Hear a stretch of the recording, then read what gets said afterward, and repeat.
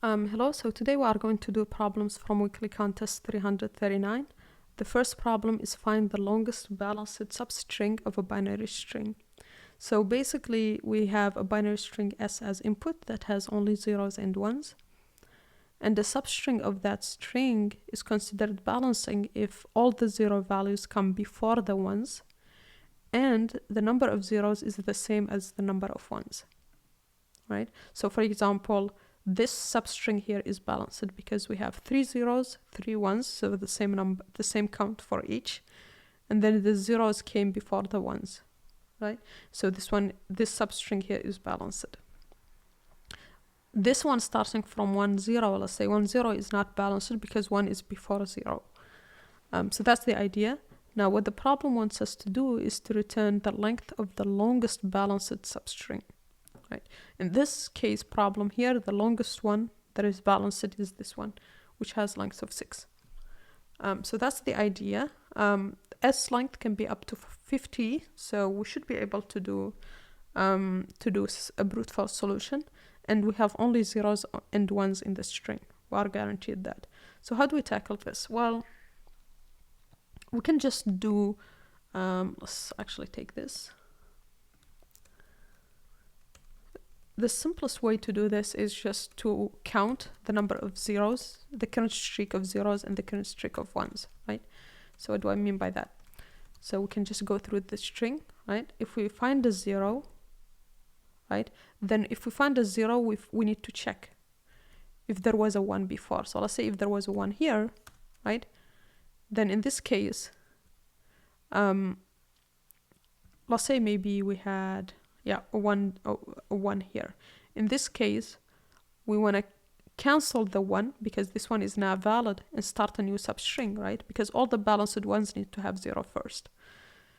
And so what this means basically, if the string we are looking at is a 0, then we need to check if the count of the previous ones is bigger than 0. We need to cancel it because we don't need a 1 before 0. That's not balanced. And so to cancel it, we'll just assign to count of ones 0. So this is basically just count of ones. Let me just explain that. C1 is count of ones, and C0 is count of zeros. And then now C0s needs to start a new substring, right?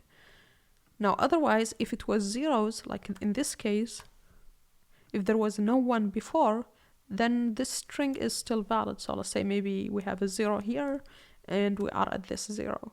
Then in this case, the only thing we need is to increment the count of zeros by 1. Maybe there were even more, like 4 zeros, right? In that case, we want to keep it 4 and just add that we found another one, so increment it to be 5, right? Okay, so now what about if it's 1, right? What should we do in that case? Well, if it's 1, then let's say here, for example, then we should just increment the count of ones, right? Because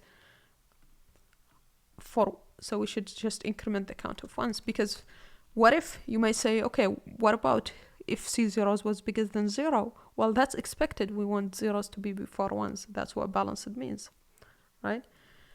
So this is as I, of course, in range of n, right?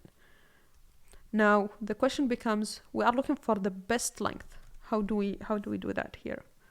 Now what's the length at this point where we know we have C0 zeros and we have C1 ones?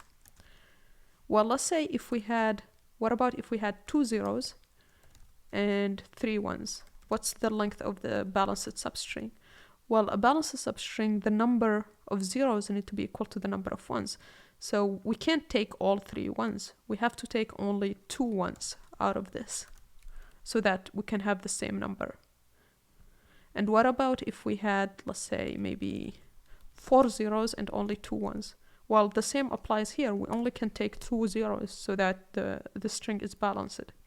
So what you can see here already is that we can take only the minimum between the two. And so what this means is that the current balanced string length, right?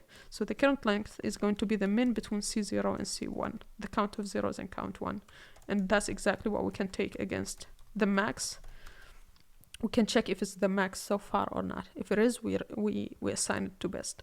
And at the end, we can just return best, right?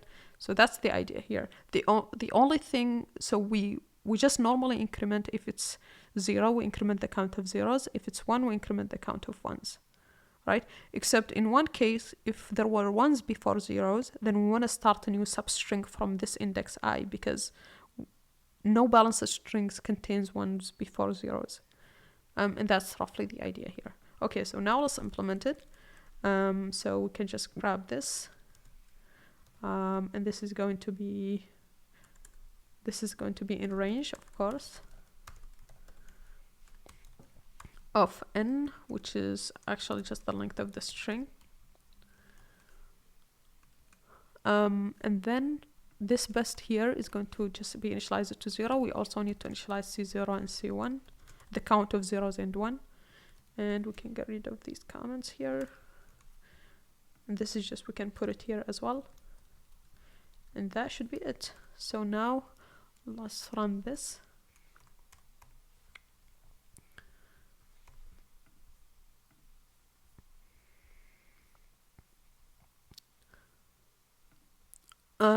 Looks like there is a slight problem here. So C0 is 1. Yeah, so the problem is it's not just min of C0, C1s, right? So this means here we can take 2 zeros and 2 ones. But what does this mean? That means the overall substring is 0, 0, 1, 1. So the overall length is 4, right? Because it's the sum. And since we are taking the same length from both, it's just 2 multiplied by the min, right? So this needs to be 2 here. So let's just fix it here.